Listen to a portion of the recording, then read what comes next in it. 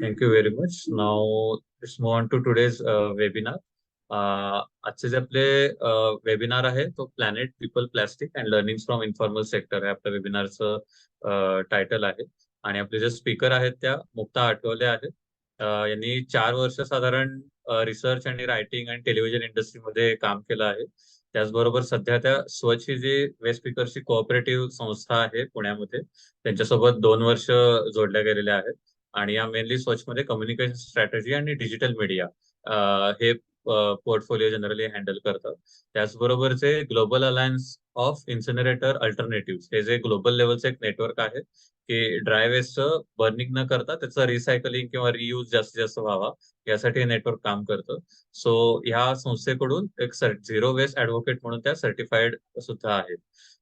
त्याचबरोबर वेस्ट स्पीकर्सच्या कम्युनिटीसाठी जे काही त्यांचे राईट्स आहेत किंवा त्यांच्या जे काही वर्क कंडिशन रिलेटेडच्या मागण्या आहेत त्याबद्दल सुद्धा त्या ग्लोबल प्लॅटफॉर्मवर स्वच्छला आणि वेस्ट स्पीकर्सना रिप्रेझेंट करतात. मेनली वेस्ट स्पीकरमध्ये लाईव्हलीहूड जनरेशन असेल, त्यांच्या लाईव्हलीहूडची सस्टेनेबिलिटी असेल आणि सोशल इन्क्लुझिव्हिटी जे काही वेस्ट स्पीकरचे सोशल याच्या रिलेटेड जे काही इश्यू असतील किंवा सर्क्युलर इकॉनॉमीमध्ये वेस्ट स्पीकरचं कॉन्ट्रीब्युशन काय आहे ते हायलाईट करणं आणि झिरो वेस्ट सोल्युशन कसे आपल्याला वेगळ्या कम्युनिटीजना आणि लोकल बॉडीजना प्रोव्हाइड करता येतील यासाठी त्या काम करतात. आणि मेनली इन्फॉर्मल सेक्टरचे वेस्ट स्पीकर आहेत त्यांच्यासोबत आणि प्लास्टिक वेस्ट संदर्भामध्येही त्यांचं काम आहे. सो नाउ आय इन्व्हाइट मुक्ताजी की त्यांनी कृपया आपला वेबिनार स्टार्ट करावा. आणि जे काही आपले प्रश्न असतील तर आपण Q&A सेशन मध्ये टाकू शकतो किंवा चॅटबॉक्स मध्ये जर काही क्वेश्चन असतील तर डेफिनेटली आपण टाकू शकतो. प्रेझेंटेशन नंतर आपण ते क्वेश्चन हँडल करू. बट जस्ट बिफोर स्टार्टिंग आपल्याकडे एक शॉर्ट पोल आहे की जनरली पार्टिसिपंट आपले कुठल्या भागातून आहे, त्यांचं जनरल प्रोफाईल काय आहे, असे जस्ट 2-3 क्वेश्चन आहेत. So I will request all participants to please answer this questions and after that will immediately move to our webinar. Yes, so I am launching the pole.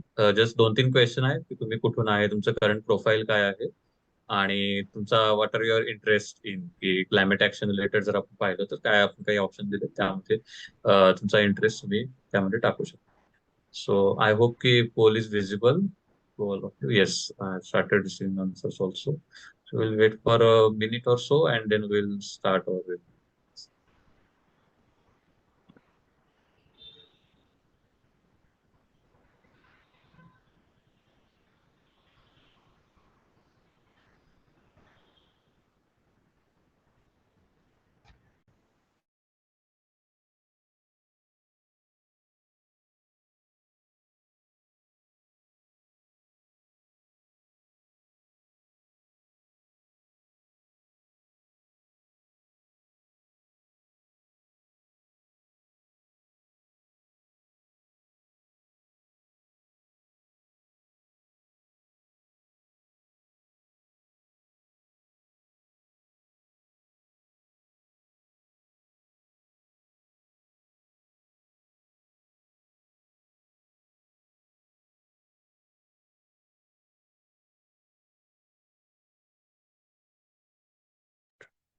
Participants have answered poll. I will just wait for a minute and we'll start webinar.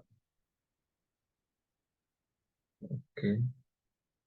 Almost 80% are college students. Okay.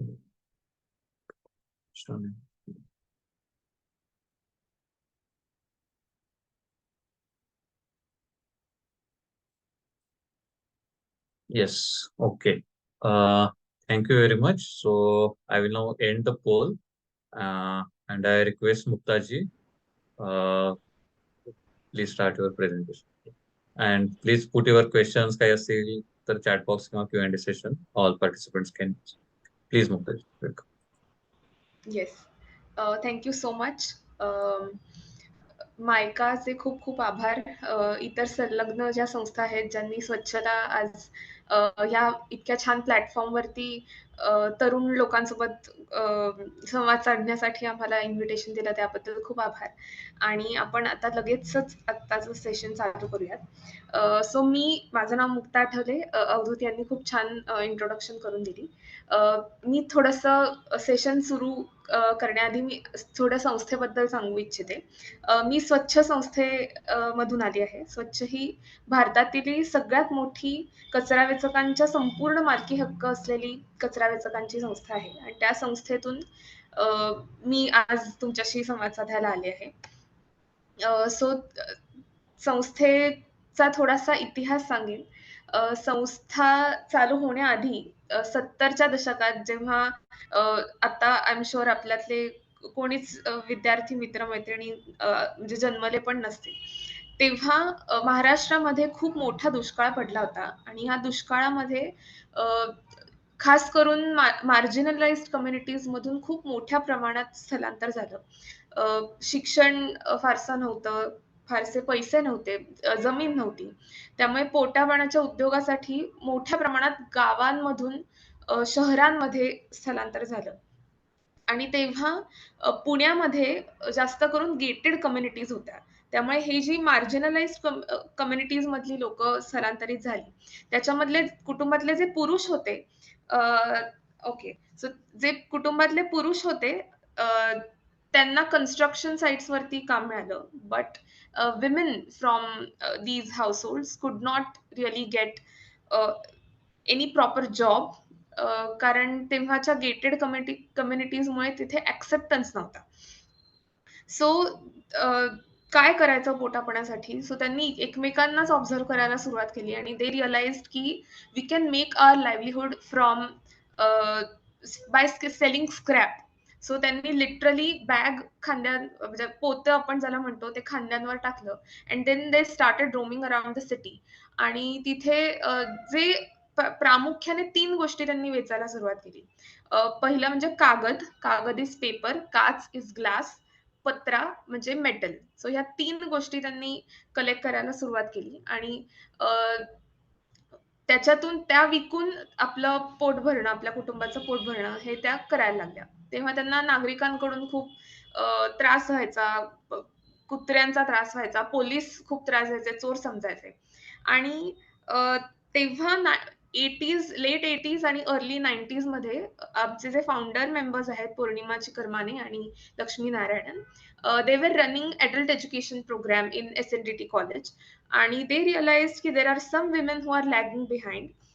So त्यांनी थोडी चौकशी केली, त्यांनी अभ्यास केला, त्यांच्या लक्षात आलं की ह्या बायका ज्या आहेत दे आर वेस्ट पिकर्स आणि ह्या मागे राहत आहेत, ह्यांना जमत नाही आहे यायला आणि त्यांना त्यांचे प्रश्न समजले आणि त्यांनी काही कार्यकर्त्यांसोबत त्यांना चक्क त्यांच्यासोबत काम करायला सुरुवात केली. आणि तेव्हा असं समोर आलं की ह्या सगळ्या बायकांनी संघटित होणं गरजेचं आहे. They need to get organised to face these challenges together. So त्यांनी डॉक्टर बाबा आढाव यांच्या मार्गदर्शनाखाली कागद काच पत्रा कष्टकरी पंचायत या संघटनेची स्थापना केली.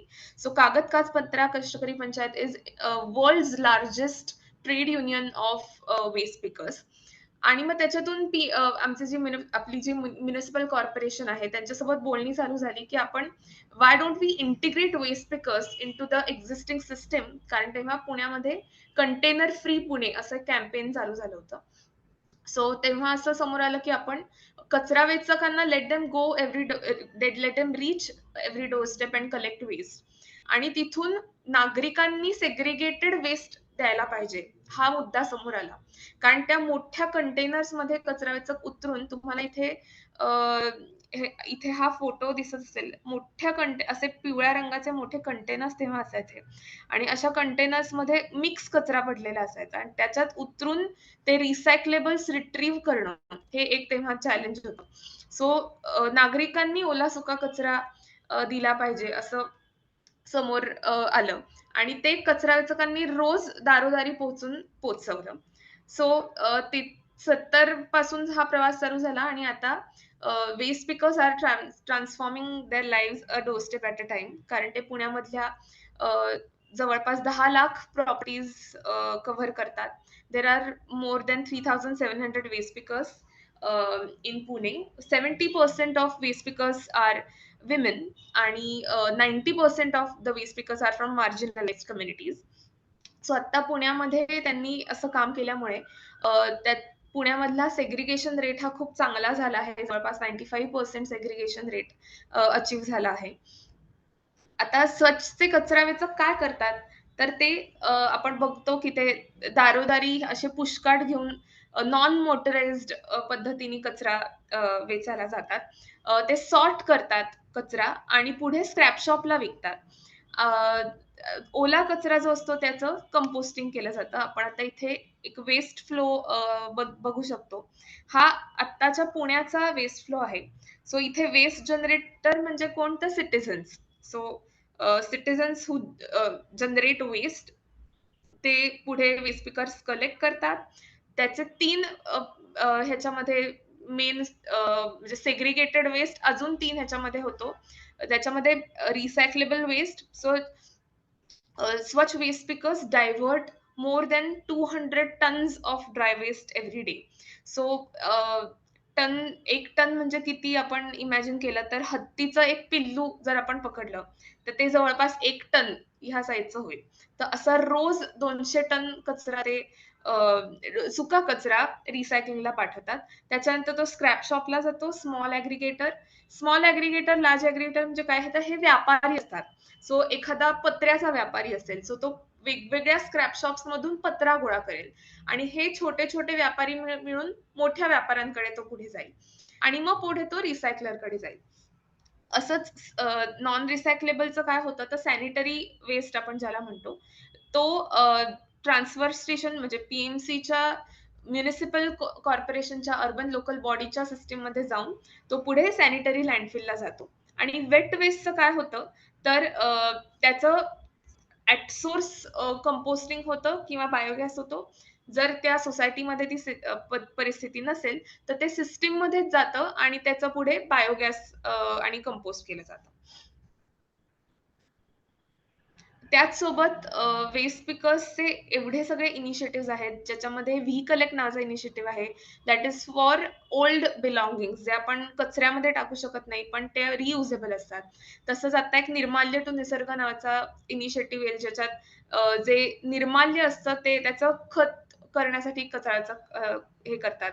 हा जो MLPचा आहे तो आपण जास्त डिटेलमध्ये बोलणार आहोत नंतर. सॅनिटरी वेस्ट डिस्पोजलसाठी रेड डॉटचा एक अवेअरनेस इनिशिएटिव्ह आहे. कंपोस्टिंग आहे. पुण्यामध्ये आम्ही ज्या नागरिकांना इंटरेस्ट आहे, काही रिसर्चर्स असतात, जर्नलिस्ट असतात, स्टुडंट्स असतात, त्यांच्यासाठी आम्ही हे वेस्ट ट्रेल्स अरेंज करतो. आता मला तुम्हाला सगळ्यांना हा प्रश्न विचारायचा आहे. आता आपल्या इथे खूप वेगवेगळ्या ठिकाणांहून आता लोकं जॉइन झाले आहेत. तर मी सगळ्यांना रिक्वेस्ट करेन, की तुम्ही हा क्यूआर कोड स्कॅन करा आणि त्याच्यावरती उत्तर द्या. जर क्यूआर कोड म्हणजे स्कॅन करता येणार नसेल, तर मी आपल्या चॅट बॉक्समध्ये एक लिंक पाठवत आहे. तर ती लिंकवर जाऊन तुम्ही तुमचं उत्तर देऊ शकता.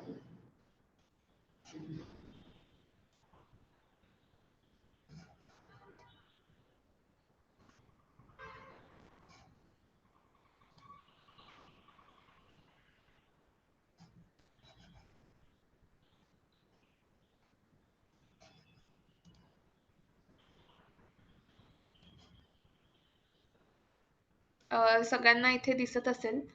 अ, जर तुम्ही पुण्यामध्ये असाल तर देअर आर हाय चान्सेस की तुमच्याकडे स्वच्छ वेस्ट पिकर्स येतात.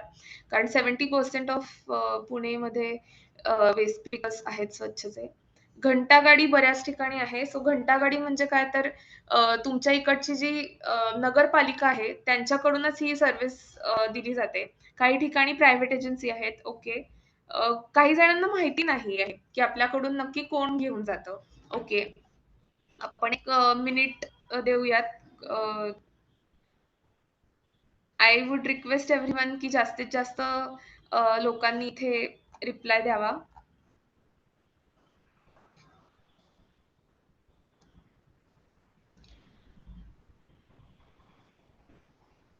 सो इथे आपण बघतोय की जास्त करून घंटा गाडी आहे. ओके.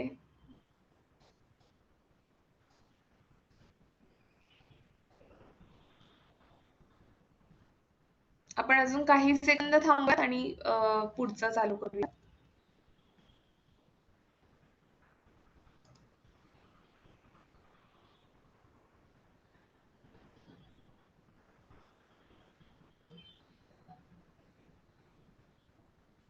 All right. तुम्ही अजूनही कंटिन्युअस जर कोणी केलं नसेल अजून, तर तुम्ही देऊ शकता अजूनही पोलमध्ये पार्टिसिपेट करू शकता. पण मी आता स्क्रीन शेअरिंग थांबवते आहे.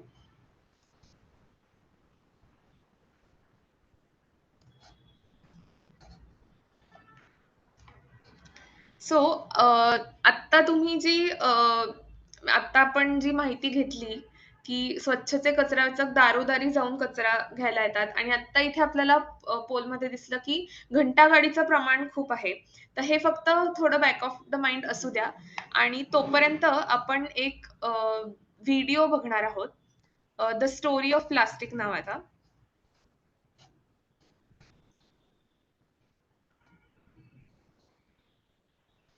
You've probably heard about a giant trash island in the ocean. Or that poor sea turtle and the straw. Maybe you've even heard how plastic is being found inside the fish we eat. The plastic crisis gets a lot of attention, but the headlines usually focus on the plastic that ends up in the environment. And that's just part of the story. The truth is, plastic has a whole life cycle that's hidden from view, one that harms people and the planet from start to finish. Let's start at the beginning. Plastic is made from fossil fuels like oil or fracked natural gas. Extracting those fossil fuels and turning them into plastics creates a lot of pollution. Pollution that most often affects marginalized communities nearby. As we've gotten better about using less oil and gas to power our lives, the fossil fuel industry found a lifeline in plastics. In fact, oil and gas companies are doubling down on plastic production, with plans to build or expand over 300 petrochemical plants in the US alone by 2025. But these companies already produce more plastic than we can use. So where's all that plastic going? A lot of it's flowing into new markets, in places like Asia, Africa, and Latin America. Because more than any other product category, plastic isn't driven by the demand for it, but by the supply. Corporations like Unilever, Nestle, and Procter & Gamble are aggressively marketing single-use plastic products around the world.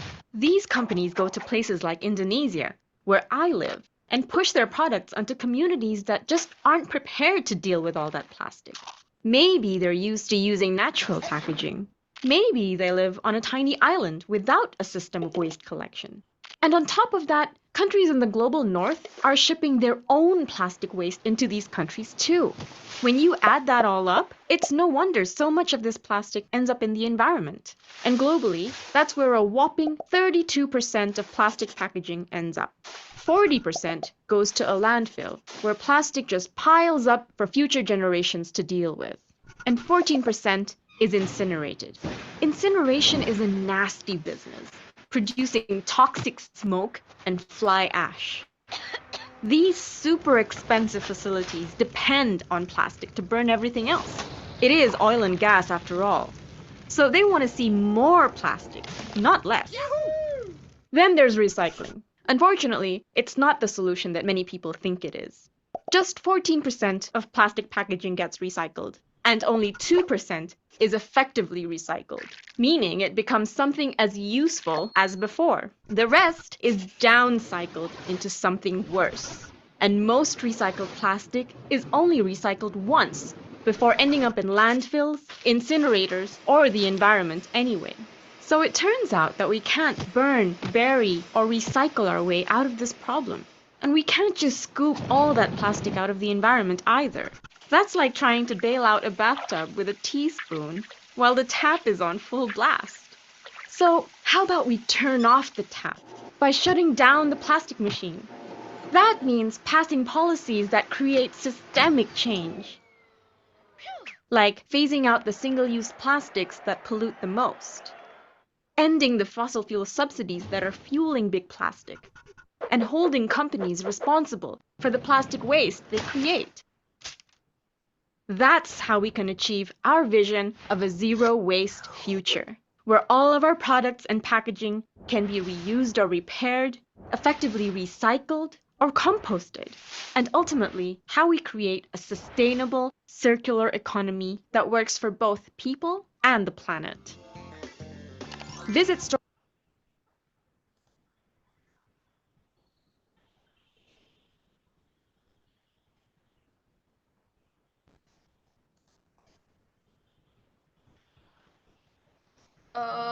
So आता आपण हा video बघितला आणि आपण ह्याच्याबद्दल अजून थोडं डिटेलमध्ये बोलूयात.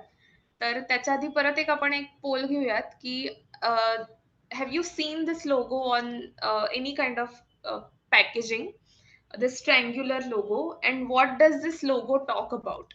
So I again request you to scan this QR code, and I'll just share the link with you all.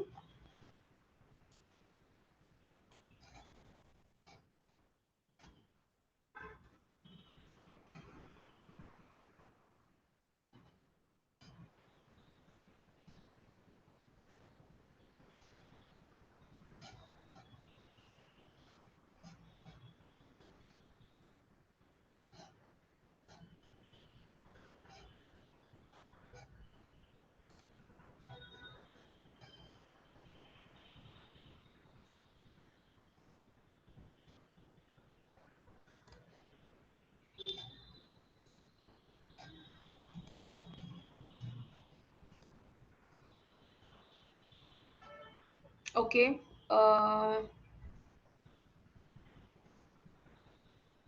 Recycling हे जास्त लोक म्हणतात, काही लोक म्हणतात reduce, reuse, recycle. Okay. 3R. Okay.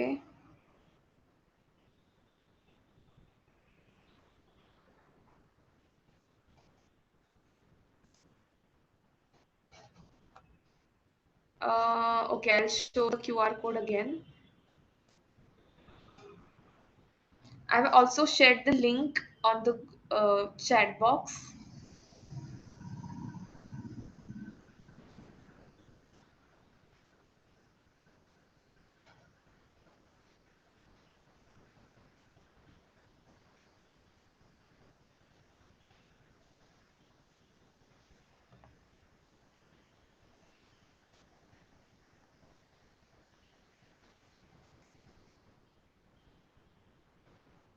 आपण अजून थोडे सेकंद थांबूयात आणि I'll resume.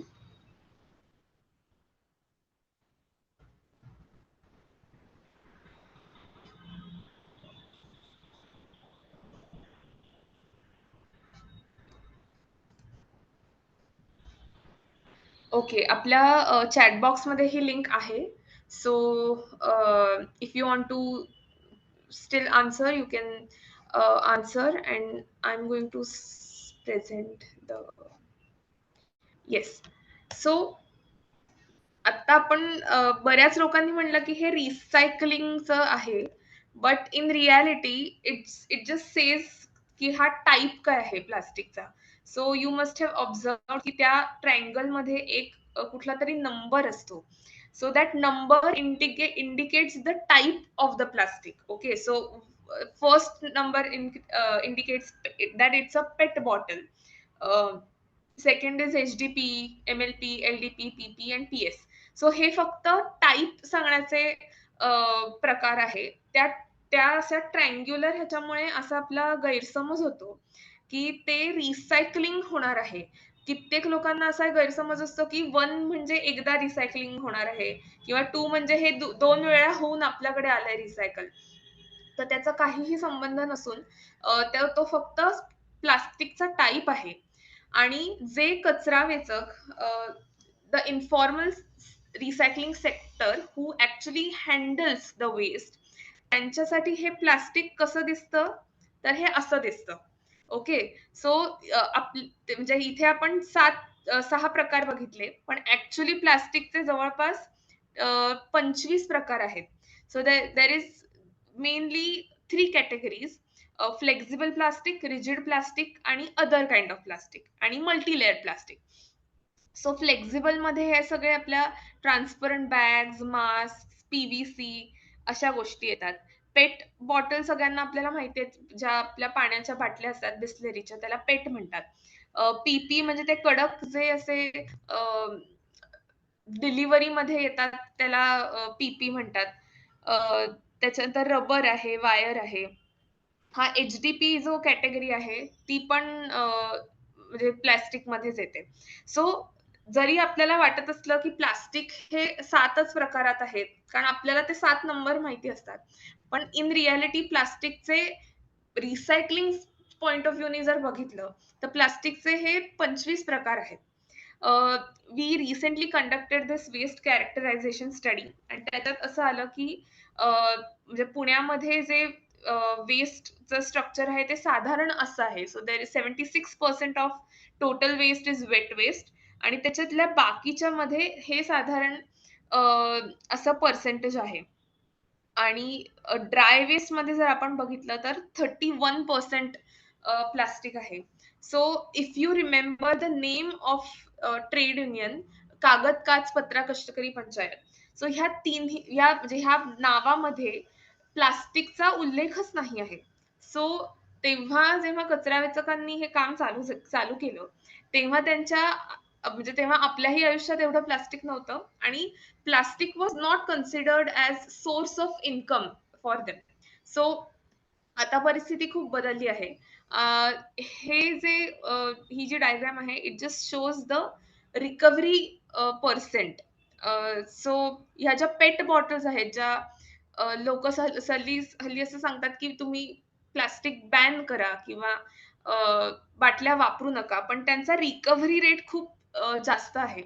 आता आपण मगाशी बघितलं की म्हणजे ग्लोबल रिसायकलिंग रेट हा खूप कमी आहे, तर तो 9% चा आता अजून खाली आला आहे. Updated is 5%. पण पुण्यामध्ये because of citizens habit of segregation आणि waste pickers expertise to sort the waste, त्याच्यामुळे पुण्यामधले प्लास्टिक रिकव्हरी रेट आर 36%, जे फारसे कुठेच सापडत नाही. सो आता आपण एका महत्वाच्या टॉपिक कडे येणार आहोत, ज्याचं नाव आहे एक्सटेंडेड प्रोड्युसर रिस्पॉन्सिबिलिटी. आता आपण व्हिडिओ मध्ये काय थोडंसं झालं त्याच्याबद्दल थोडं बोलूयात. सो बरेचदा असं आपण बघतो की people blame citizens, okay, citizens किंवा अर्बन लोकल बॉडी, जी तुमच्या इथली नगरपालिका आहे, त्यांना असं ब्लेम केलं जातं की तुमच्यामुळे कचरा होतो आहे, तुम्ही कचरा करताय. सो जो लिटर आहे म्हणजे पब्लिक प्लेसेस वरती जो उघड्यावरती कचरा दिसतोय आणि ऍक्च्युअल मध्ये कचरा जनरेट होतोय ह्याच्यामध्ये खूप फरक आहे. सो व्हिज्युअल क्लीनलीनेस हा एक फॅक्टर आहे आणि जो कचरा तयार होतोय हा एक फॅक्टर आहे. प्रत्यक्षात म्हणजे ह्या सगळ्या कचऱ्याला कोण जबाबदार आहे, तर ज्या कंपन्या हा कचरा तयार करत आहेत त्या कंपन्या ह्याच्यासाठी जबाबदार आहेत. आणि ही जी एक्सटेंडेड प्रोड्युसर रिस्पॉन्सिबिलिटी आहे, ही जी पॉलिसी आहे ही त्यांच्यासाठी आहे, त्या कंपन्यांसाठी आहे. सो ही प्लास्टिक वेस्ट मॅनेजमेंट रूल्स 2016च्या रेजिम अंडर येते. ह्याच्यामध्ये प्रोड्युसर्स, इम्पोर्टर्स आणि ब्रँड ओनर्स ह्यांना म्हणजे हे त्यांच्यामुळे जो कचरा होतो आहे तो मॅनेज करण्यासाठी त्यांना जबाबदार ठरवलं गेलं आहे. And they have to ensure processing of their plastic packaging waste through recycling, reuse किंवा एंड ऑफ लाईफ डिस्पोजल. आता शॉकिंग गोष्ट ही आहे की ह्या कुठल्याही म्हणजे ह्या ईपीआर पॉलिसीमध्ये there is no mention of informal recycling sector. जे लोक हे वर्षानुवर्ष हा कचरा हँडल करतायत, हा सॉर्ट करतायत, तो रिसायकलिंगला पाठवतायत. सो म्हणजे आत्ताच्या घडीला जगातली 1%, so world 1% population is waste pickers. So एवढ्या मोठ्या चंकला तुम्ही कम्प्लिटली म्हणजे इग्नोर करून तुम्ही तुमच्या पॉलिसीज रन करू बघताय, ही गोष्ट अर्थातच योग्य नाही. आपल्याला नागरिक म्हणून किंवा असं म्हणून खूप वेळा गिल्ट दिला जातो, की आपल्यामुळे कचरा निर्माण होतोय. आपण गोष्टी ह्या विकत घेतोय. असं म्हणतात, की तुम्ही नका विकत घेऊ, मग नाही होणार कचरा. पण प्रत्यक्षात तो कचरा ह्या पृथ्वीवर ह्या कंपन्यांमुळे होतो आहे. हे आपण लक्षात घेतलं पाहिजे आणि ह्या कंपन्यांनीच त्याची जबाबदारी घेतली पाहिजे. आणि EPR सक्सेसफुली आता पुण्यामध्ये एका प्रोजेक्ट थ्रू चालू आहे. सो सध्या आम्ही ITC ही जी एक मोठी कंपनी आहे, ITC म्हणजे तुम्हाला सांगायचं झालं तर कुरकुरे जी कंपनी तयार करते, त्या कंपनी सोबत waste pickers are working with that company. So waste pickers told all the companies की तुम्ही you should take responsibility of your own waste and you should work with us. So अशा पद्धतीने त्यांनी त्यांच्यासोबत ही बोलणी केली आणि त्याचं अशा पद्धतीचं मॉडेल तयार केलं. सो ह्याच्यामध्ये काय होतं तर waste pickers they reach every doorstep, they collect segregated waste, they sort the dry waste आणि त्याच्यातून जे मल्टी लेअर प्लास्टिक येतं ते पण ते वेगळं काढतात. सो हे मल्टी लेअर प्लास्टिक डिसेंट्रलाइज्ड पद्धतीने PMCनी एक जागा दिली, एक स्टोरेज कपॅसिटी स्टोरेज फॅसिलिटी दिली आहे. सो तिथे ते सगळं मल्टी लेअर प्लास्टिक पाठवलं जातं आणि पुढे ते सॉर्टिंग आणि बेलिंग केलं जातं. सॉर्टिंग म्हणजे त्या MLP मध्ये सुद्धा वेगवेगळे प्रकार काढले जातात. मल्टी लेअर प्लास्टिक तुम्ही जर ते हातात घेतलं आणि फाडलं, तुम्ही कुठलंही चिप्सचं पॅकेट, कुठलंही चॉकलेट रॅपर जर हातात घेतलं आणि इफ यू टेअर, तर त्याच्यामध्ये तुम्हाला एक असा आतला एक मेटलिक लेअर दिसेल, बाहेरचा खूप कलरफुल असेल आणि त्याच्यामध्ये कसा ट्रान्सपरंट लेअर असेल. सो अशा पद्धतीचा जो कचरा आहे तो रिसायकलिंग करणं खूप अवघड आहे. सो ह्याचं रिसायकलिंग कसं होतं तर आम्ही त्या एका पुढच्या कंपनीला पाठवतो आणि ती कंपनी त्याचं पुढे मेकॅनिकली रिसायकलिंग करते. सो मेकॅनिकली रिसायकलिंग म्हणजे तो कचरा न जाळता no incineration, they just use some special kind of glue जो खूप स्ट्रॉंग असतो आणि ते करून ते असा एक MLP बोर्ड तयार करतात. सो एक तो असा थिक पार्टिशन बोर्ड सारखा एक बोर्ड असतो. सो ह्याच्यामध्ये you would be surprised. So this is हे सगळं लॉस मध्ये चालतं. तर लॉस मध्ये कसं चालतं तर ह्या ITC कंपनीला किंवा स्वच्छ संस्थेला ह्याच्यातून कुठलेही पैसे जनरेट होत नाहीत, इन्कम जनरेट होत नाही. पण तरी त्याच्यातून एक काय म्हणतो ना आपण मध्यमार्ग काढलेला आहे. So ITC pays viability gap 9.5 per kg. So viability gap म्हणजे काय तर एक म्हणजे waste pickers who are sorting through the waste आणि who are segregating multi layer plastic, they need some kind of incentive आणि फेअर रेम्युनरेशन. सो कचरा वेचकांना they get 4 rupees per kg, जे खूपच निग्लिजिबल आहेत, पण ते आधी तेही मिळत नव्हते. सो आता त्याचे एक स्टेप पुढे येऊन त्यांना थोडे का होईना त्याचे रेम्युनरेशन मिळतं. आणि हा जो सगळा आपण ट्रान्सपोर्ट बघतोय म्हणजे इथून डिसेंट्रलाइज पद्धतीने ट्रान्सपोर्ट होणार, त्याची स्टोरेज फॅसिलिटी आहे, त्याच्यानंतर त्याचं बेलिंग केलं जातं. सो ह्यासाठी जी लागणारी जी कॉस्ट आहे ती कॅल्क्युलेट केली तर ती येते 4.5. सो असं 4 + 4.5 असं ते तेवढेच पैसे ITC कंपनी स्वच्छला देते आणि ते पुढे कचऱ्याचकांना त्यातले 9.5 मधले 4 रुपीज पर kg त्यांना त्याचं रेम्युनरेशन दिलं जातं. सो हे सगळं सांगण्यामागचं कारण असं की आपल्यातल्या बऱ्याच लोकांना असं आपल्याला क्लायमेट ऍक्शन आणि आपण हे खूप बोलत असतो आणि आपल्याला वाटतं की आपणही ह्याच्यात कॉन्ट्रीब्युट करावं. बरेचदा ना उत्तर ते सोपं नसतं. आपल्याला असं वाटतं की आपण स्वच्छता करावी, we should clean our area. So ही जी स्वच्छता आहे, हा जो क्लीनलीनेस आहे, हा फक्त व्हिज्युअल क्लीनलीनेस नसला पाहिजे, तर त्याच्या मागे एवढी मोठी व्हॅल्यू चेन आहे, हे आपल्याला लक्षात घेणं गरजेचं आहे.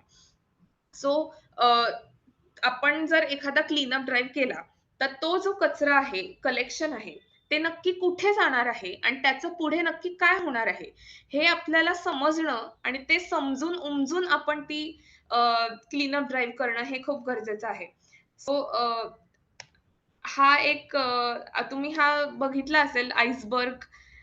बरेचदा असा आपल्याला मोटिवेशनल ह्याच्यासाठी वापरला जातो, की वरती तुम्हाला सक्सेस दिसतं, पण त्याच्या खाली एवढी सगळी मेहनत असते. सो इथे आपल्याला हेच दिसून येतं, की आपल्याला दिसताना हे सगळ्या वरच्या गोष्टी दिसतात, की असं आपल्याला सांगितलं जातं, की तुम्ही सस्टेनेबल हे वापरा, की तुम्ही सगळी कटलरी प्लास्टिक कटलरी वापरू नका आणि झिरो वेस्ट लाईफस्टाईल करा, रिसायकलिंग करा, सिंगल यूज प्लास्टिक बॅन करा, मायक्रो प्लास्टिक आपल्या पोटात जात आहे. पण ह्या सगळ्या म्हणजे ह्या सगळ्या वरवरच्या गोष्टी आहेत. कोस्टल क्लीनअप हे एकदा केल्यावर हे आपण रोज करणं हे खूप अवघड आहे. मुळात तो कचरा जनरेट का होतोय त्याच्या मुळाशी जाण्यासाठी आपल्याला ह्या सगळ्या गोष्टी करणं गरजेचं आहे. ज्याच्यामध्ये सगळ्यात महत्वाचं म्हणजे जो इन्फॉर्मल सेक्टर ह्याच्यामध्ये काम करतोय खूप वर्षानुवर्ष, त्यांना कन्सल्ट करून, बिकॉज दे आर एक्सपर्ट्स, त्यांना माहिती आहे हा कसा हँडल करतात. सो त्यांना कन्सल्ट करून त्यांची मूव्हमेंट बांधून ह्याच्यावरती उत्तर शोधणं हे गरजेचं आहे. आता आपण त्या व्हिडिओमध्ये बघितलं त्याच्यामध्ये ग्रीन पॉलिसीज, सो पॉलिसी लेव्हलला बदल घडल्यामुळे गोष्टी पुढे जाणार आहेत. सो अशा म्हणजे ह्या सगळ्या गोष्टी झाल्या तर आपल्याला आपण जे स्वप्न बघतो, चांगली आपली पृथ्वी असावी, आपलं खूप सस्टेनेबल लाईफ असावं, तर त्या गोष्टी होतील. So what can we do? तर first is mindful consumption. Of course आपण आपल्याला आवश्यक तेवढंच गोष्टी विकत घेणं हे आपल्या हातात आहे. दुसरं म्हणजे हाऊएव्हर बेसिक इट साऊंड्स, आपला जो कचरा जनरेट होतो तो रोज प्रत्येक वेळेस आपण तो सेग्रिगेट करणं, इतकी सोपी गोष्ट आपल्याला करायची आहे, सो दॅट जे त्याच्यापुढे नीट हँडलिंग होऊन तो योग्य चॅनल थ्रू तो रिसायकलिंगला जाऊ शकेल. तिसरी गोष्ट म्हणजे व्ही कलेक्ट. व्ही कलेक्ट म्हणजे आमचा एक इनिशिएटिव्ह आहे, पण हा इनिशिएटिव्ह तुम्ही तुमच्या इथे पण चालू करू शकता. तुम्ही कुठेही राहत असाल तरी तुम्ही अशी एक कम्युनिटी बिल्ड करू शकता, जिथे तुम्ही तुम्हाला ज्या वस्तू लागत नाही आहेत त्या एकत्र गोळा कराल एका कम्युनिटीमधून आणि त्या कोणीतरी दुसरी व्यक्ती किंवा दुसरी कम्युनिटी ती रियूज करू शकेल. सो अशा पद्धतीचा हा रियूज तुम्ही इनिशिएटिव्ह करू शकता. एक महत्वाची गोष्ट म्हणजे बी इन्क्लुसिव्ह. सो तुम्ही कुठल्याही पद्धतीची क्लायमेट ऍक्शन घ्यायची असेल तर त्याच्यामध्ये अ, सगळे म्हणजे समावेशक होत आहे ना, जो आपला इन्फॉर्मल रिसायकलिंग सेक्टर त्याच्यात येत आहेत ना, कचरा वेचक येत आहेत ना, हे आपल्याला बघणं खूप गरजेचं आहे. ती सगळ्यात शेवटची आणि ही सगळ्यात तुम्हाला मला सांगायची ही गोष्ट म्हणजे अ, आपल्याला आपण ब्रँड ऑडिट करू शकतो. So what is brand audit आपण एका छोट्याशा व्हिडिओ मधून बघणार आहोत.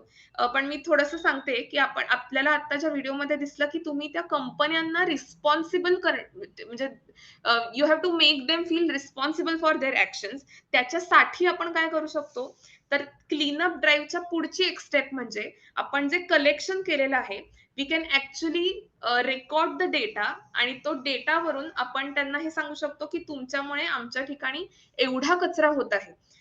बरेचदा ब्रेक फ्री फ्रॉम प्लास्टिक नावाची जी संस्था आहे ती हे ब्रँड ऑडिट पूर्ण जगामध्ये हे ब्रँड ऑडिट वर्षभर चालू असतं आणि म्हणजे ह्या ब्रँड ऑडिट थ्रू आपण मोठ्या मोठ्या कंपन्यांना रिस्पॉन्सिबल ठरवू शकतो. त्यांचं असंही कॅम्पेन आहे की तुम्ही जो वेस्ट कलेक्ट केला आहे, you can actually send that collection to that company, की तुम्ही हा कचरा तुमच्यामुळे झाला आणि तुमची ही जबाबदारी आहे. सो आपण ह्याबद्दलचा एक छोटासा व्हिडिओ बघूया.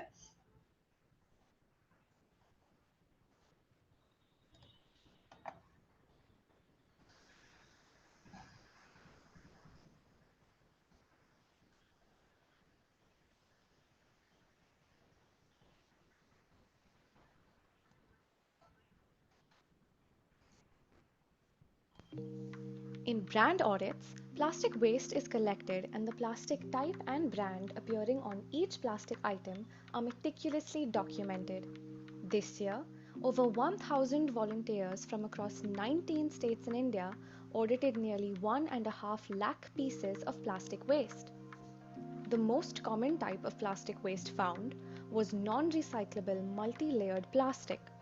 The biggest international plastic polluters of 2021 were Unilever, PepsiCo, and Coca-Cola.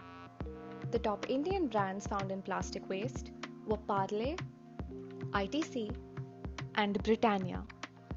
The top international brands contributed to more pollution than the top Indian brands. It is no longer acceptable for companies to profit off pollution. We will not stand for false solutions to the plastic waste crisis. Companies need to take full responsibility by investing in real solutions, like redesigning packaging and delivery systems for reuse, eliminating non-recyclable packaging, and incorporating informal waste pickers into EPR-based recycling streams. Let's break free from plastic.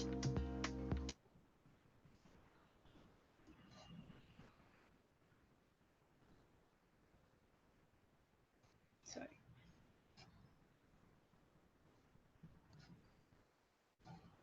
So yes, so आपण अशा पद्धतीची brand audits करू शकतो. पुण्यातले जर काही students असतील तर you are most welcome to join Swachh brand audit this year.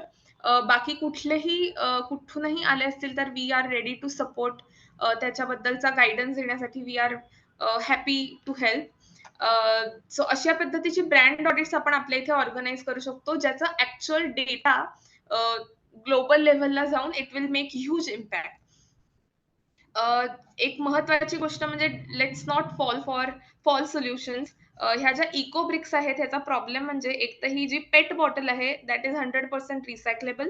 ह्यातली जी छोटी पॅकेट्स भरलेली असतात ती बरेच वेळा क्लीन करून टाकत नाहीत. सो त्याच्यातून मिथेन असे खूप टॉक्सिक गॅस तयार होतात आणि ते अजूनच म्हणजे तुम्हाला चांगलं काहीतरी करायचं असतं पण त्यांनी अजूनच त्रास होतो एन्व्हायरमेंटला. जिथे खूप इकॉनॉमिकली प्रॉब्लेम म्हणजे इकॉनॉमिक सिच्युएशन खूप वाईट असेल आणि तिथे इकोब्रिक्स वापरले असतील तर तो सर्व्हायव्हलचा प्रश्न असतो. त्यामुळे तिथे आपण काहीच करू शकत नाही. तिथे अशा गोष्टी वापरल्या तर आपण त्यांना काही म्हणू शकत नाही. पण जिथे अशी काही वाईट म्हणजे फायनान्शियल काही क्रायसिस नाही आहे तिथे आपल्याला आपलं सगळं वेस्ट जो आहे तो नीट सेग्रिगेट करून रोज वेस्ट आपल्याकडे जे वेस्ट पिकर्स येतात जे घंटागाडी येते त्यांना तो रोज देणं हे आपण एक छोटीशी गोष्ट रोज करू शकतो. So this is how we choose planet and not plastic and to protect the only home we know. So आता वेळ आपल्याकडे थोडा कमी आहे. आपण शेवटाकडे आलो आहोत.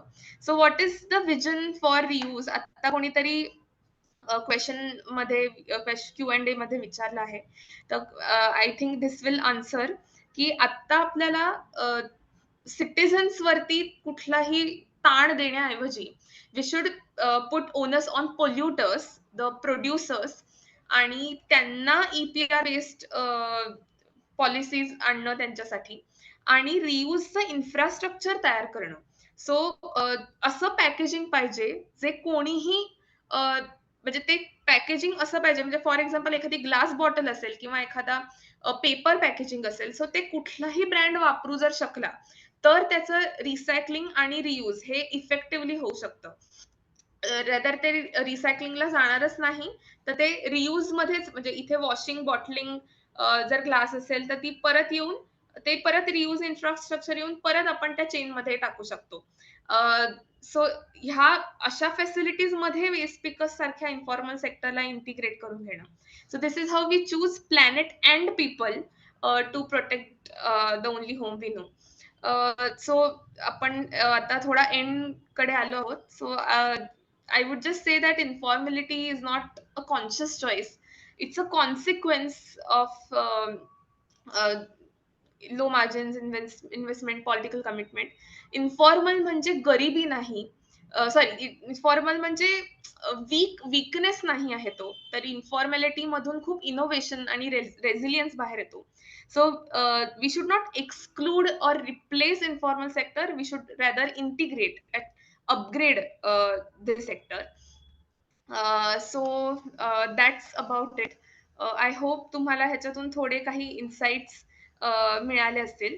आय वुड रिक्वेस्ट एव्हरीवन की हे आपण एक प्लेज घेऊयात to segregate waste every day. So you can scan this QR code and make the pledge.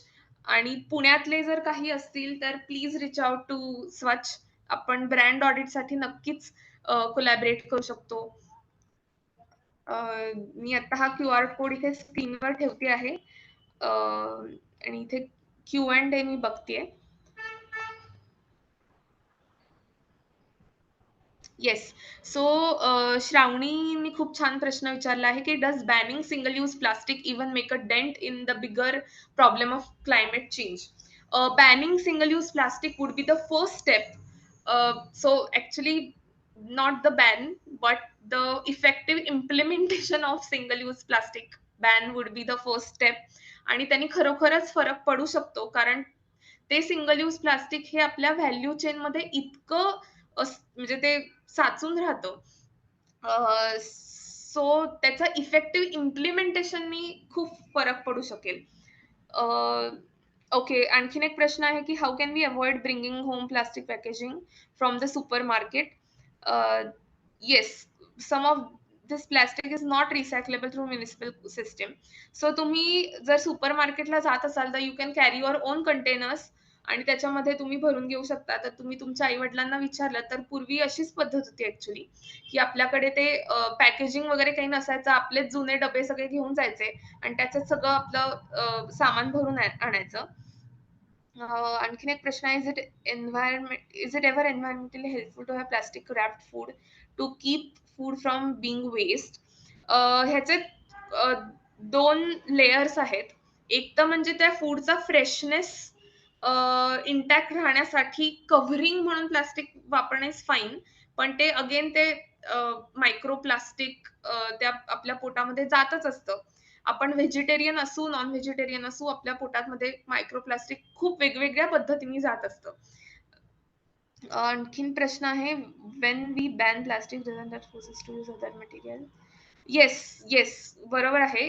So आपण जेव्हा प्लास्टिक बॅन म्हणतो तेव्हा सगळ्यात मोठा परिणाम एक तर इट अफेक्ट्स वेस्ट स्पीकर्स लाईव्हलीहुड्स आणि नॉट एव्हरीवन कॅन अफोर्ड असं खूप वेगळं सस्टेनेबल मटेरियल.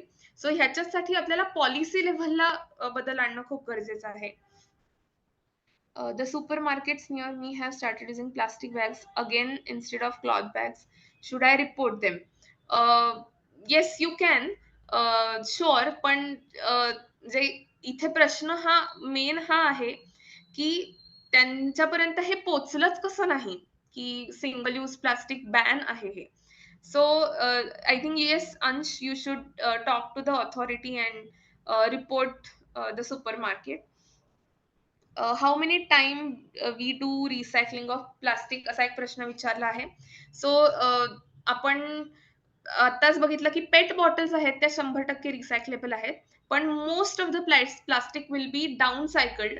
आणि त्याच्यापासून आपल्या कपड्यांमध्ये पण बाय द वे प्लास्टिक असतं. सो कपड्यांमध्ये त्याच्या कॅरी बॅग्स बनवल्या जातात आणि eventually it will end up in landfill.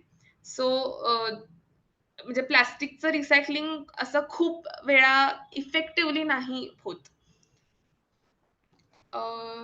अजून कोणाला काही क्वेश्चन आहे? There is one question in chat box. Is there any action against any brand based on the brand audit results? असं काही action आतापर्यंत दिली? Yes. So every year across the world आपण Coca Cola, Unilever हे जे मोठे brands आहेत, Nestle, PepsiCo ह्या मोठ्या ब्रँड्सना त्यांच्या इथे बाहेर खूप प्रोटेस्ट होतात, तिथे खूप एजिटेशन होतात की तुम्ही ह्याचं पुढे काहीतरी ह्याच्यावरती मार्ग काढा. आणि हे दरवर्षी आपल्या इथे होतं. आता बाय द वे कोणी जर फॉलो करत असेल तर प्लास्टिक ट्रीटी मध्ये सुद्धा आपण हे पण मेन्शन केलं होतं की त्याचं प्लास्टिक जर आपल्याला पूर्ण जगातून बाद करायचं असेल तर त्याच्यामध्ये सुद्धा इन्फॉर्मल रिसायकलिंग सेक्टर पाहिजे. पण येस, ह्या ब्रँड ऑडिटचा नक्कीच दरवर्षी आपण मोठ्या ऍक्शन्स घेत असतो. So another comment from Srilata Menon की दिस इयर त्यांनी रिझॉल्युशन अशी घेतली की मल्टीलेअर पॅकेजिंग मटेरियल मध्ये असलेलं कोणतंही प्रॉडक्ट खाणार नाही.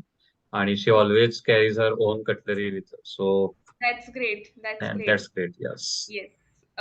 नक्कीच तुम्ही MLP तर तुमच्या आयुष्यातून काढूनच टाका. खूप प्रयत्न करा की ते आपण नाही घेणार, कारण त्याचा खूप एन्व्हायरमेंटला खूप अफेक्ट होतं ते. So that's great.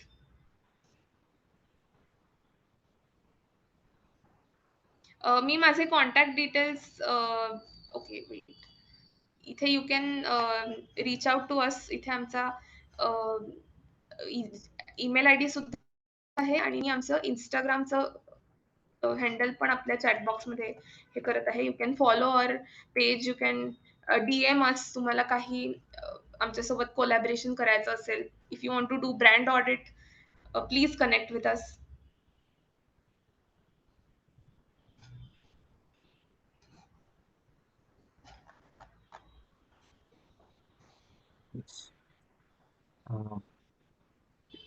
Another request is to put the links of videos in the chat.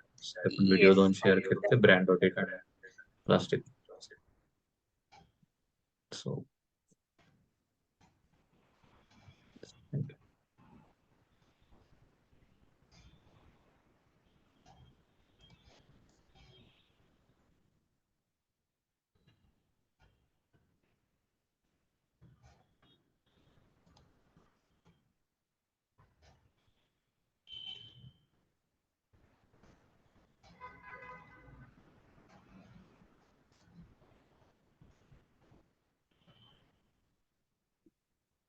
Me Instagram page is the way, or okay, yeah, your Gmail ID and yes. thank you.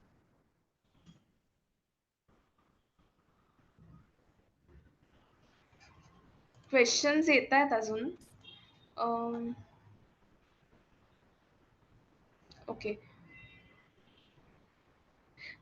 Why can't we sue them with huge amount of okay, okay. compensation? So त्याच्या आधीचा मी घेते question. What is the substitute for plastic in daily use? So I won't say की plastic पूर्ण 100% ban झालं पाहिजे, कारण there are materials जे आपल्या खूप उपयोगी पडतात. फॉर एक्झाम्पल आपले रेनकोट्स असतात जे आपल्याला पावसापासून वाचवतात. असे खूप गोष्टी आहेत की आपल्या चप्पल्स असतात काही प्लास्टिकच्या, ज्या आपल्याला आपलं प्रोटेक्शन करतात. सो प्लास्टिकला सबस्टिट्यूट म्हणजे एकतर ग्लास, तुम्ही ग्लास बॉटल्स किंवा ग्लास असलेलं यूज करा, पेपर यूज करा. पण कुठलंही एक्स्ट्रीम जर बंद झालं तर दुसऱ्या सिस्टीमवर ताण येणारच. सो जर प्लास्टिक पूर्ण बंद झालं तर पेपरसाठी खूप झाडं तोडली जातील. सो असं त्याचं असं खूप कॉम्प्लिकेटेड उत्तर आहे. असं स्ट्रेट आपण त्याचं उत्तर देऊ शकणार नाही. Why can't we sue them with huge amount of compensation? So ह्याचे प्रयत्न झालेले आहेत.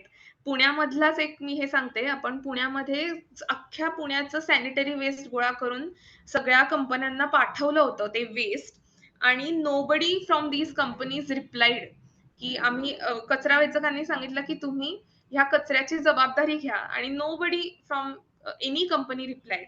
सो ह्या कंपन्यांशी डील करण्यासाठी खूप पॉवरफुल पोझिशनला असावं लागतं. There has to be a political will, जी खूप मोठ्या प्रमाणात आपल्या इथे नसते, आणि त्यामुळे हे सगळे प्रश्न येतात. त्याच्यासाठी सध्या प्लास्टिक ट्रीटी साठी खूप प्रयत्न चालू आहेत.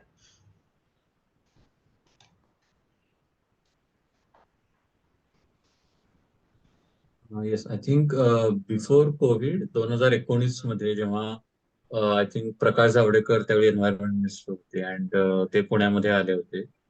अँड त्यावेळी त्यांना आपण असं निवेदन दिलं होतं. आपलं त्यावेळी रेड डॉट कॅम्पेन सीचं जॉईंटली औंध भागामध्ये चाललं होतं, आणि आपण त्यावेळी त्यांना सांगितलं होतं की रेड डॉटचा इश्यू पूर्ण सांगितला होता. त्यांनी आय थिंक त्यावेळी भाषणामध्ये ते जाहीर केलं होतं त्यांच्या की विदिन 1 इयर की जसं EPR या बाकी कंपन्यांना कंपल्सरी आहे, त्याचप्रमाणे यांना सुद्धा ते प्रॉपर गाईडलाईन आणि रूल्स रेग्युलेशन आम्ही बनवू, आणि सॅनिटरी वेस्ट वाल्यांना सुद्धा EPR अंडर आणू. पण आय डोंट थिंक की ते आतापर्यंत झालंय. सो आपल्याकडे त्यांचे व्हिडिओ क्लिप उपलब्ध आहे. मे बी आपण त्यांना किंवा एक्झिस्टिंग एन्व्हायरमेंट मिनिस्टरना मे बी एकदा पुन्हा एकदा रिमाइंड करू शकतो की 4 वर्ष झाले आता. So you can we expect की some action from government side. या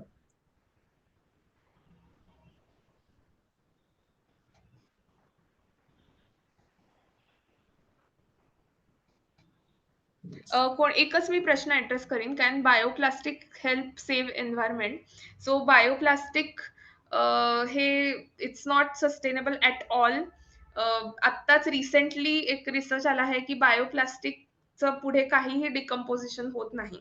so it's again greenwashing. So don't fall for false solutions.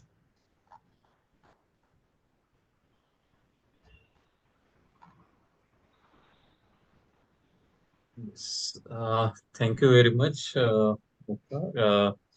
I think पार्टिसिपंटचा रिस्पॉन्स बघून आजचा वेबिनार आय थिंक सगळ्यांच्या अगदी इंटरेस्टच्या टॉपिकचा होता आणि एक्झॅक्टली प्लॅस्टिकला नक्की काय करायचं. मेनली मला हे आवडलं की ते इकोब्रिकचं सोल्युशन जे खूप वेगळ्या व्हिडिओज मार्फत आणि इकडून तिकडून सगळीकडे हे होते, पण त्याचे जे ऍक्च्युअली जर पाहिलं तर it's complicate exist situation complicated होते आणि रिसायकलेबिलिटी ती कमी करते पेट बॉटलची सुद्धा. तर आय थिंक असं जे काही थोडेसे मिथ बस्टिंग करणं आवश्यक आहे ते सुद्धा खूप महत्वाचं आहे की ऍक्च्युली काय केलं पाहिजे आणि डूज अँड डोंट्स या बाबतीतले. आणि ओव्हरऑल ईपीआरच्या मध्ये मेनली हु इज रिस्पॉन्सिबल आणि ते प्रॉफिट तर कमावत आहेत पण त्याच्यावर काही they are not taking that responsibility enough. So I think हा खूप मोठा महत्वाचा मुद्दा आहे आणि जेवढे सिटीजन्स अवेअर होतील तेवढं गव्हर्नमेंटवर आणि लोकल गव्हर्नमेंटवर आणि स्टेट सेंट्रल गव्हर्नमेंट प्रेशर येईल आणि मे बी जास्तीत जास्त ईपीआर पॉलिसी चांगल्या पद्धतीनं रिड्राफ्ट व्हायला मदत होऊ शकेल. येस, थँक्यू व्हेरी मच की थँक्यू. आमच्या रिक्वेस्टला मान देऊन तुम्ही या ठिकाणी येऊन पूर्ण स्वच्छ कामही आपल्या सर्वांपर्यंत पोहोचवलं. स्वच्छ खूप ह्यूज कॉन्ट्रीब्युशन आहे ऍक्च्युली रिसायकलिंग इंडस्ट्रीमध्ये.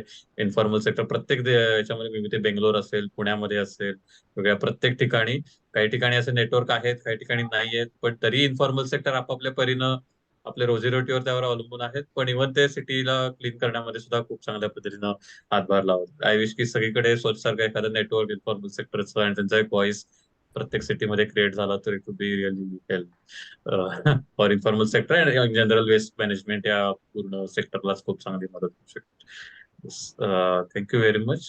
काही आपले क्वेश्चन्स असतील तर आपल्याला ईमेल आयडी आणि हेल्पलाईन नंबर आहे, so you can also contact.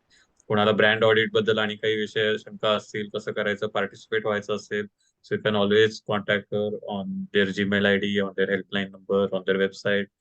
Definitely. Yes. Thank you very much, Muktaji. Yes. So thank you so much. at the before ending this webinar, आपल्याकडे रिसेंटली आपण वी नॅचरलिस्ट या एका नवीन प्लॅटफॉर्मवर आपण आपलं मायका नेटवर्क लॉन्च करतोय की ज्या ठिकाणी सर्व जे एन्व्हायरमेंट किंवा या रिलेटेडचे जे काही सगळे काम करणारे लोक आहेत, ज्या कन्सर्न ऍक्शन घेत आहेत, त्या सर्वांचे एक नेटवर्क आहे. तर त्याचे सेतू आपल्याकडे आलेले आहेत. आपण मायका नेटवर्क सुद्धा जसं आपण इंस्टाग्राम आणि युट्यूबवर आहोत तसं आपण नॅचरलिस्ट वर सुद्धा आपण मायका कम्युनिटी करत आहोत. सो ज्यांना कोणाला या विषयामध्ये आवड आहे आणि अशा लाईक माइंडेड लोकांशी कनेक्ट व्हायचं आहे त्यांच्यासाठी वी नॅचरलिस्ट हा नक्कीच एक चांगला प्लॅटफॉर्म असेल. So I will now request Setu to please introduce V Naturalist platform आणि नक्की आपण वी नॅचरलिस्ट प्लॅटफॉर्मचा युथना आपले बेनिफिट कसा होऊ शकतो. So you can please explain. Over to you sir. Thank you, sir. Thank you. Hello, everyone. Thank you for giving us this opportunity. And thank you, Mukta ma'am. It was a really great, informative session. My name is Setu Doshi, and I am part of the business development team at V Nationalist.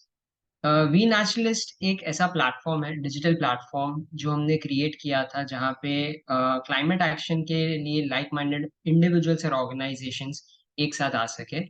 हम यहाँ उनको solutions provide करते हैं, solutions जहाँ की वो एक project manage कर सके, अपना अपॉर्चुनिटीज फाइंड कर सके, be it in jobs, internships, training programmes, other learning materials, collaborative tools identify कर सके. जहाँ कोई एक ऑर्गेनाइजेशन अगर एक पार्ट में प्लास्टिक पोल्यूशन के लिए काम कर रहा है और कोई दूसरा ऑर्गेनाइजेशन प्लास्टिक सेग्रीगेशन पे काम कर रहा है, तो वो कैसे एक साथ आ सकते हैं, कैसे कोलैबोरेट कर सकते हैं, कैसे आइडियाज एंड नॉलेज शेयर कर सकते हैं, उसके लिए एक प्लेटफॉर्म हमने तैयार किया है. And for that we have started working with Maika as well, जहाँ पे माइका कम्युनिटी वी नेशनल्स के साथ जुड़ा हुआ है, where they are showcasing the work which the members of MYCA are doing. मैं क्विकली आपको प्लेटफॉर्म के साथ प्लेटफॉर्म का एक ब्रीफ एक्सप्लेनेशन दूंगा और जो काम अभी हमने स्टार्ट किया है माइका के साथ वो दिखाना चाहूंगा. I just start sharing my screen.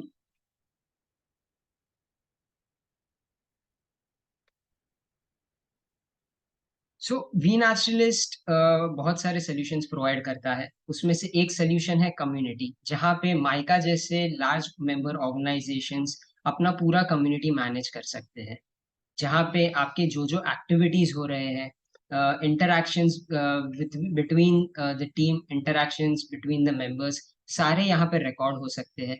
आपके जितने भी प्रोजेक्ट्स चल रहे हैं वो सारे प्रोजेक्ट्स यहाँ आइडेंटिफाई हो सकते हैं। जैसे ही आज आज का वेबिनार था, अगर हम वो लेके चले, तो आज के वेबिनार में जितने पार्टिसिपेंट्स आए हुए हैं, जो जो डिस्कशंस हुए हैं, जो जो डेटा शेयर हुआ है, वो सारी चीजें एक जगह पे उसको हम कैटेलॉग कर सकते हैं। अगर फ्यूचर में किसी को उस पे कोई कॉन्वर्जेशन करनी है तो वो इजीली वो चीज एक्सेस कर सकता है, मेंटर्स को डायरेक्टली कांटेक्ट कर सकता है।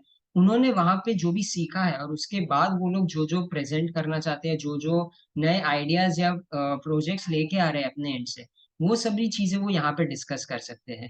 और इसी के साथ ये पर्टिकुलर कम्युनिटी उस चीज में हेल्प करेगी जहाँ पे माइका के सारे मेंबर्स, प्रेजेंट फ्यूचर और जैसे ही कम्युनिटी ग्रो होता जा रहा है, वो सारे मेंबर्स यहाँ पे एक साथ आ सकते हैं, अपना काम शेयर कर सकते हैं और कोलैबोरेट कर सकते हैं। एक इंडिविजुअल लेवल पे वी नेशनलिस्ट प्लेटफॉर्म का प्रोफाइल आपको उस चीज में हेल्प करता है जहाँ पे आप एक डेडिकेटेड प्रोफाइल क्रिएट कर सकते हैं। जैसे कि पवन है, जिन्होंने आज तक बहुत सारा काम टुवर्ड्स सेविंग टर्टल्स किया हुआ है। उन्होंने एक ऐसा प्रोफाइल यहाँ पे बिल्डअप किया है जिसमें जितने भी प्रोजेक्ट्स उन्होंने आज तक काम किए हैं वो सारे यहाँ पे आइडेंटिफाई कर रहे हैं।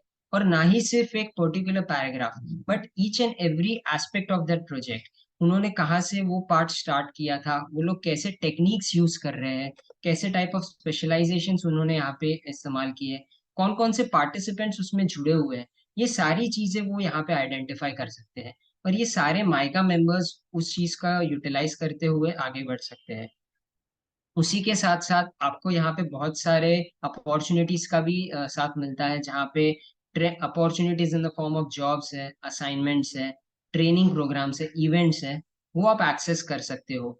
ना ही सिर्फ महाराष्ट्र के पॉइंट ऑफ व्यू से, but from a point of view of India as well as on a global standpoint, जहाँ पे many organisations who are conducting such training programmes, you can keep accessing them and start learning from them.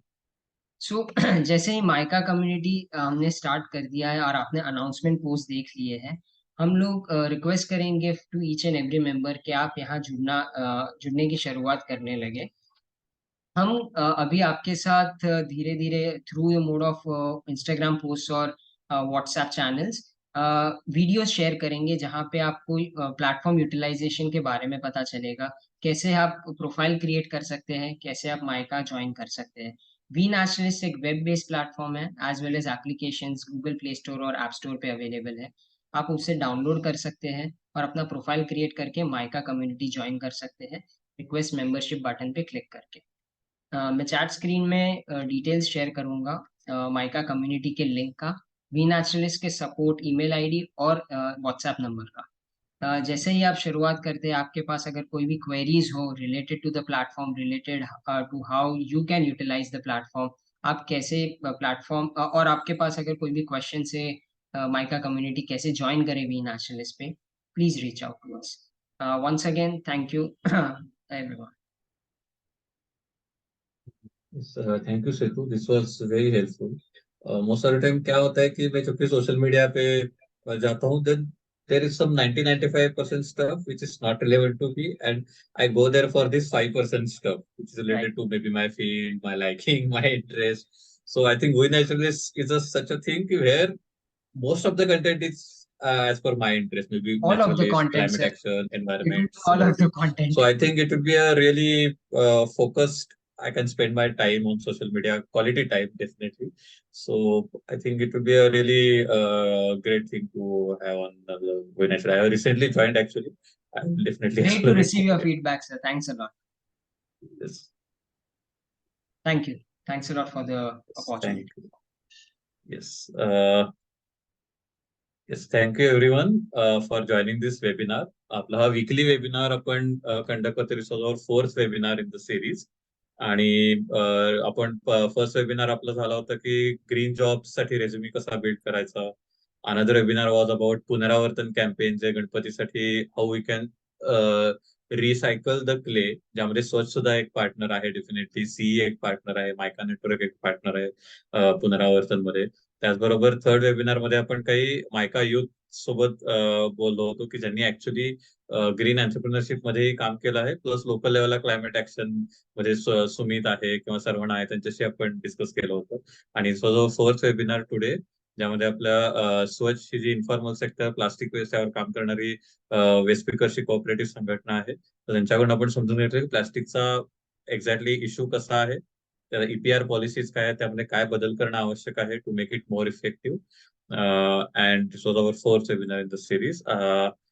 I thank you everyone for joining this webinar. I also again want to thank Mukta ji and also Setu for sharing their inputs with our participants. I think today's webinar was really nice. There were a lot of interaction and questions. आणि आपण काही links, video links आणि इंस्टाग्रामच्या पेजच्या link सुद्धा आपल्या chatbox मध्ये टाकलेल्या आहेत. मायकाच्या we नॅचरलिस्टची G link आहे ती सुद्धा is in the chat box. And also Maika Instagram handle मायका_climate is also there in the chat box. So you can also like our pages, follow our pages, so that you will be able to know, I mean, upcoming webinar असेल, अजून काही programme असतील, काही conferences असतील.